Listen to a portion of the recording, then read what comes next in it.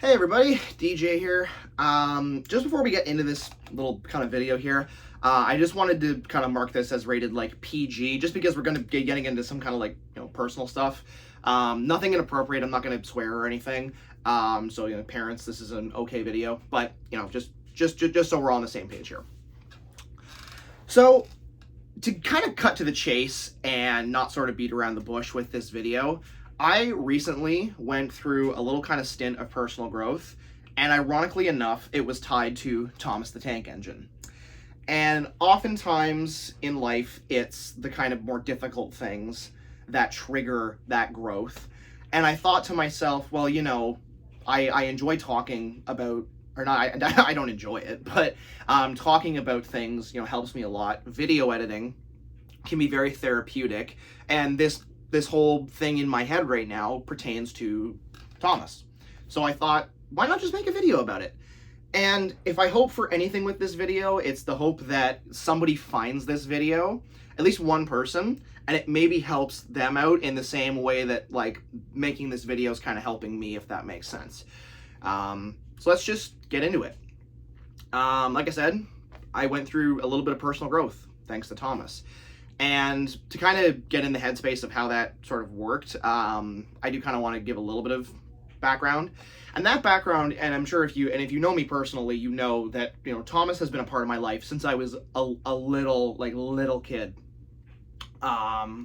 So, Thomas, every birthday, every Christmas, every time I saved up money was all, for the next Thomas thing, whether it was the next movie or the next, die-cast train or whatever it was. And real railways too. I've always loved real railway history, memorabilia. Thomas is just kind of like a conduit for all that at times, and it's fantastic. Thomas was also there for me throughout a lot of years where it kind of felt like I was sort of just drifting. Like, high school, like a lot of people, I had a bit of a harder time making friends. So, I always had Thomas to kind of come back to, that sort of world of Sodor to lose myself in. And what's kind of funny about high school, and this does relate to the point of this video, is that you learn kind of how to trust people. And Thomas is a very niche hobby. It's growing less niche. It's growing to be more mainstream, but the reality right now is that it is a niche hobby. So some people react like, oh, hey, that's really cool. And some people are like, Thomas the Tank Engine at however old you are, adult age. And so you kind of learn to sort of almost vet people in a way before you kind of spring on them, oh, hey, yeah, I have an entire room full of Thomas the Tank Engine stuff that I've had since I was a kid.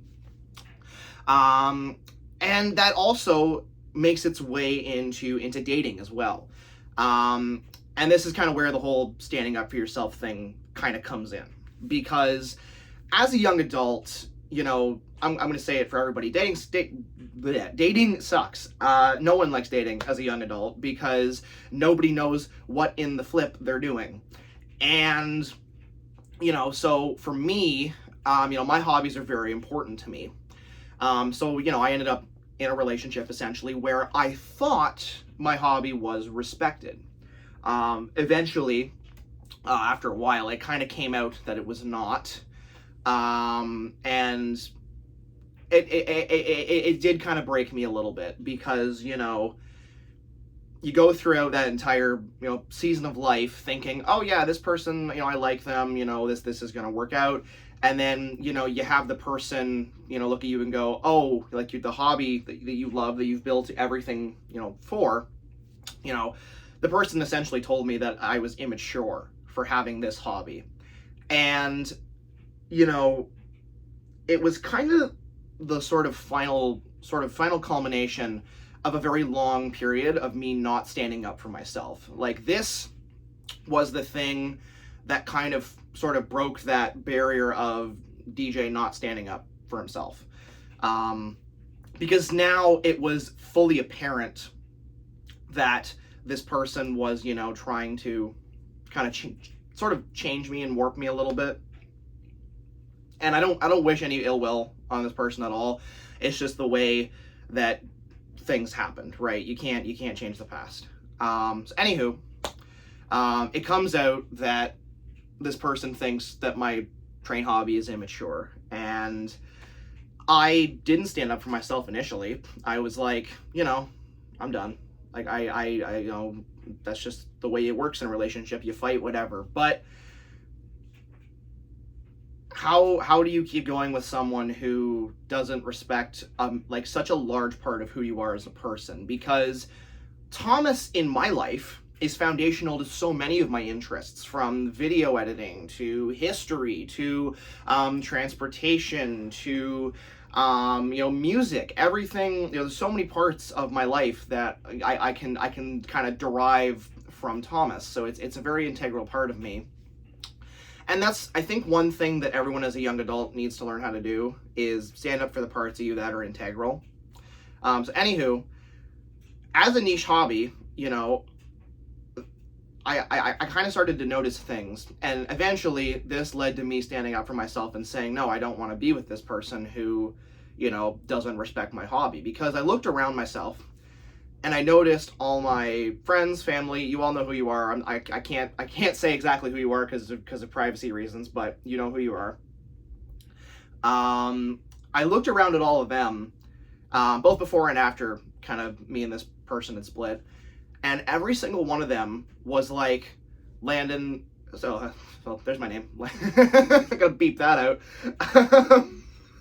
DJ. They were all like, like this hobby of yours, it's amazing. Like you create this, you make this. Like their whole entire thing was they were reiterating to me, this is a part of you, that should not be squashed, should not be taken away. And so through Thomas kind of being a niche hobby that became a large part of me, it allowed me to finally see what true friendship, and this sounds so corny, but it's so freaking true, what true friendship, what true compassion, what true love actually looks like. Because it showed me the type of people who are willing to just say, oh, you have a cool hobby, that's great, I have this thing, or I do this, right? Thomas showed me the people who genuinely care. And it allowed me to see what actual reciprocal care looks like. And it allowed me to finally kind of get in the right headspace to say, oh, this is an integral part of myself. I need to stand up for this part of myself and myself in general. Because you can't float through life just trying to please everybody. You can't, try to force something out of you that you just can't.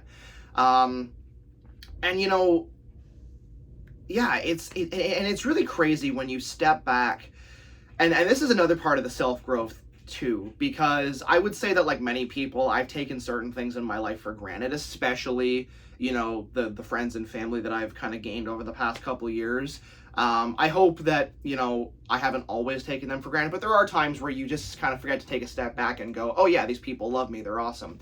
But to the people who, have, talked to me about my crazy interests over the years, and who just kind of love me for me in spite of my sort of eccentric hobbies, and that hype me up and go, yeah, your hobby's cool, and here's this thing I found. Like, I mean, I don't know how many times I have people and friends who go to thrift stores and then they text me and they're like, hey, I found this thing at the thrift store, like do you want it? Like, it's crazy, when you really sit back and realize the people in your life who you have. So this is a lot of incoherent rambling, but essentially, to sum it all up, Thomas taught me to stand up for myself, because being a niche hobby, those who accepted me sort of in spite of it kind of being niche, it really showed me, who actually genuinely cares. And it proved to me finally that, it is worth standing up for yourself. And if you're sitting out there, and believe me, I go through ups and downs, and it's all hills and valleys, right? But I sat to myself and I said, at what point am I worth standing up for? And then you just sit there and go, right now, because, it's worth standing up for yourself. The standing up for myself in question, of course, being the final split in the relationship where I was not respected for having Thomas. So that was just kind of a weird rant. I wanted to thank you guys for just listening to that. I think it's been therapeutic. And I would hope that anyone who sees this video and you're one of the friends and family I've mentioned that are in full support of my Thomas hobby, and even though I'm a crazy obsessed nut with this stuff, y'all still love me anyway. You know who you are, and I thank you very much. It is a pleasure to get to, you know, go to everywhere I go throughout my life and have you people there, so thank you. And yeah, just stand up for yourself. That's all I gotta say. And sometimes it takes a little blue train to tell you that. So thank you for listening to my TED Talk.